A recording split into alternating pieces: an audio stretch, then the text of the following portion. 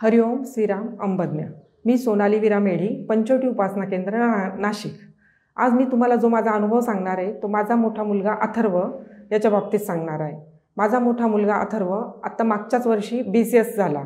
मग त्यांनी पुढे MCA करायचं ठरवलं होतं आणि मग त्यांनी निर्णय फिक्स घेतला होता की मी जर MCA करणार तर महाराष्ट्राच्या बाहेर करणार। साधारण म्हणजे वेल्लोर वगैरे साईडला त्याचा इंटरेस्ट होता। तर मग आम्ही म्हणजे त्यांनी जो निर्णय सांगितला त्याच्यावर लगेच आम्ही त्याला ठाम नकार दिला की कारण एवढ्या लांब पाठवणं तर शक्यच नव्हतं आणि त्याची तब्येतही थोडी जरा नाजूकच आहे। मग आमची काही मनाची मानसिक तयारी नव्हती, शिवाय फायनान्शियल प्रॉब्लेम पण होताच। मग आम्ही त्याला म्हटलं की तू मुंबई नाही तर पुणे इथं बघ MCA करायचं ठरव, जेणेकरून कसं होईल की तुलाही आमच्याकडे चक्कर मारता येईल आणि आम्हालाही वाटलं की तुला भेटावं असं तर आम्ही पण येत जाऊ असं। मग तो त्याच्यावर काहीच बोलला नाही। मग लगेच आमच्या अथुदादानी लगेच दुसरा डिसिजन म्हणजे त्याचा ठाम निर्णय आमच्यासमोर ठेवला की मी आता MCAचं डोक्यातनं फूल काढलं आहे आणि मला सॉफ्टवेअर डेव्हलपरचा कोर्स करायचा आहे पायथनमध्ये आणि त्या संदर्भात मी सगळी आई चौकशी करून आलेलो आहे। ठाण्याला तो कोर्स आहे, इन्स्टिट्यूट पण चांगली आहे त्यांची आणि साधारण म्हणजे एक 7-8 महिन्याचा क्लास आहे तिथं। तर मग माझा तर निर्णय फिक्स झाला आहे म्हणे, तुम्ही बघा आता तुम्हाला काय करायचं आहे ते, मी माझ्या डिसिजनवर ठाम आहे आता। मग आम्ही म्हटलं ठीक आहे बाबा, आता याला म्हणजे इग्नोर करण्यात काही अर्थ नाही आहे कारण याच्याही मनासारखं थोडंसं घडलं पाहिजे। मग आम्ही म्हटलं ठीक आहे, पण मग तू डिसिजन घेतला आहे, पण मग क्लास कधी सुरू होते? तर तो म्हणे 15 दिवसात त्यांची बॅच सुरू होऊन राहिली। तर म्हटलं पण मग राहायचं कसं? म्हणजे आता मुंबईसारख्या ठिकाणी म्हटलं तर सगळंच आला प्रश्न, खाण्याचं काही नाही पण राहण्याचा प्रॉब्लेम होता।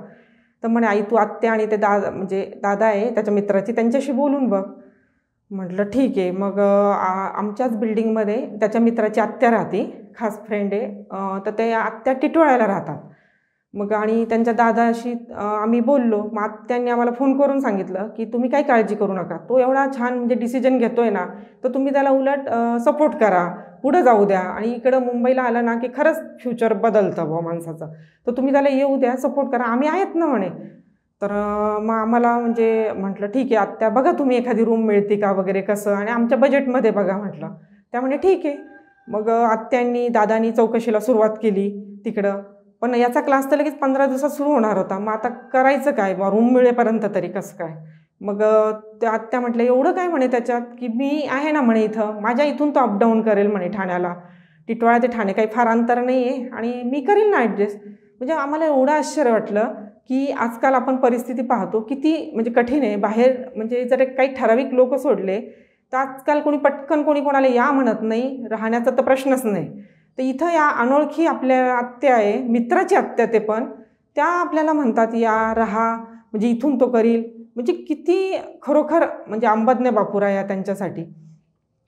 आणि मग त्या दादानी पण सांगितलं की मी रूम बघतो, माझ्या व्हॉट्सअप ग्रुपवर टाकतो म्हणे मी।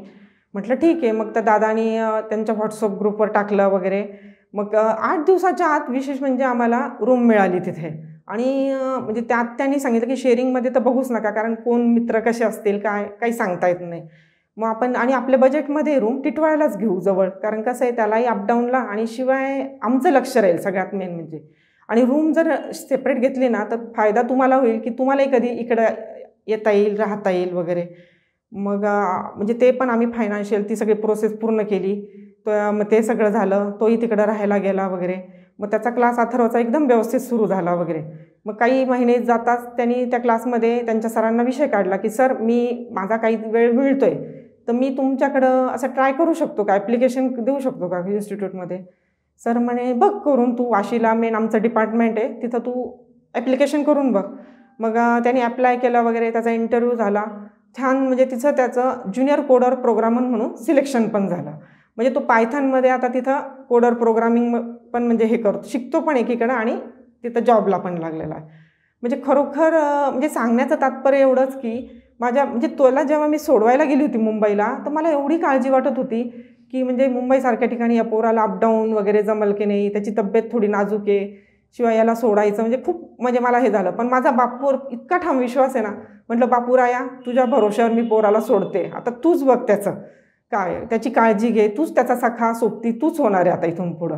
म्हणजे खरोखर म्हणजे जे माझ्यासाठी उचित त्याची तू देशील खचित, हे मात्र मी नक्की जाणीत, नाही तक्रार राघवा। खरोखर बापूराया तू ग्रेट आहेस। हरिओम श्रीराम अंबज्ञ नाथ संगीत।